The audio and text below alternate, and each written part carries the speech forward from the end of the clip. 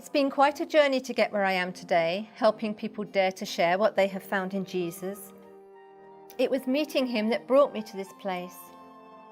It began when he reached out and grabbed hold of me in a Jerusalem church where, as a Jew, I thought I wasn't even supposed to be. I had gone to Israel in search of meaning and purpose for my life, which had become a shambles. The shambles began one day when I found a lump in my breast. It couldn't be. I went back and checked. It was still there.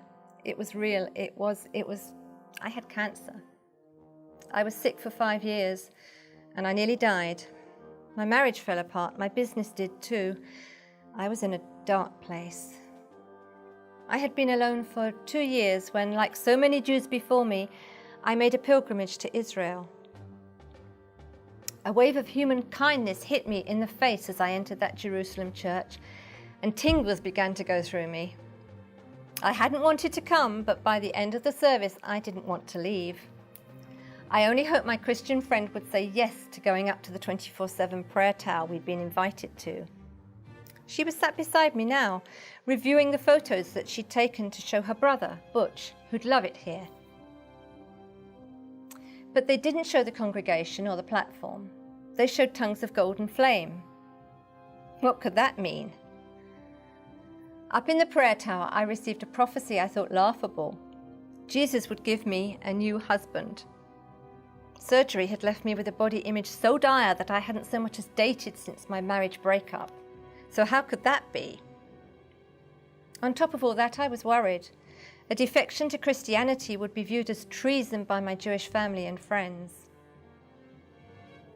Everything I was experiencing was so powerful, however, that I had no choice but to go with it.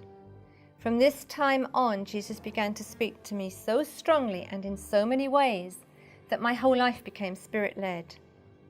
He led me from darkness into light, not just the light of knowledge, but the sparkle and joy of living in trust and faith in his goodness and tenderness.